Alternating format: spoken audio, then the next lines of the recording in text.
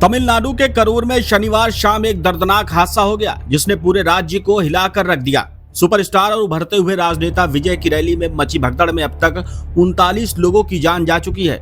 मरने वालों में 16 महिलाएं और 10 मासूम बच्चे भी शामिल हैं। 51 लोग गंभीर रूप से घायल हैं और आईसीयू में भर्ती हैं। मृतकों की संख्या और बढ़ने की आशंका जताई जा रही है। यह हादसा तब हुआ जब विजय करूर में अपनी पार्टी टीवीके के एक जनसभा को संबोधित करने वाले थे।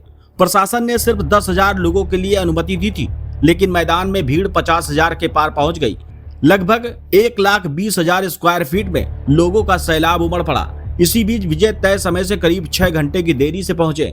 जब वो मंच पर आए तब जानकारी मिली कि एक 9 साल की बच्ची भीड़ में कहीं खो गई है। विजय ने मंच से उस बच्ची को ढूंढने की अपील की। शायद उनका इरादा नेक था, लेकिन नतीजा विनाशकारी निकला। लोग बच्ची की तलाश में एक साथ मंच की ओर दौड़ पड़े और देखते ही देखते भगदड़ मच गई। इस भगदड़ में कई लोग दबकर घायल हो गए, कुछ बेहोश हो गए। कई लोगों को भीषण गर्मी और ऑक्सीजन की कमी के कारण सांस लेने में परेशानी होने लगी।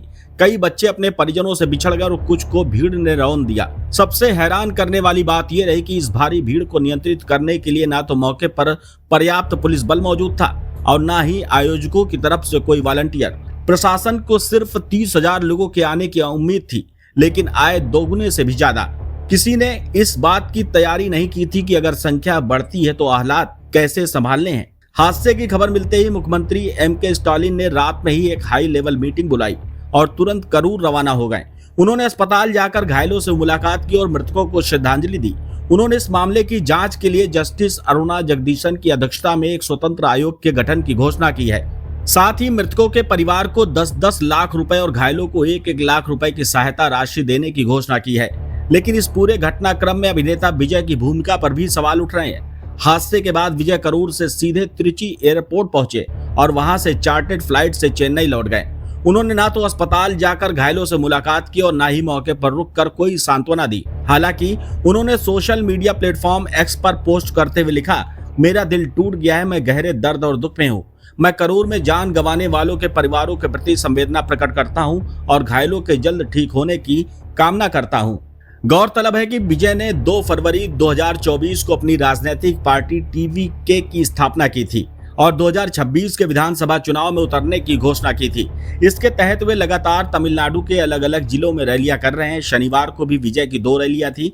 सुबह 8:45 बजे नमक्कल में सभा होनी थी, लेकिन वे वहां भी 6 घंटे की देरी से दोपहर 2:45 पर पहुंचे। तब तक वहां मौजूद हजारों लोग धूप में भूखे प्यासे खड़े थे। कुछ लोग थक कर गिरने लगे, महिलाओं को चोटें आई और आयोजकों ने भीड़ प्रबंधन में कोई विशेष भूमिका नहीं निभाई।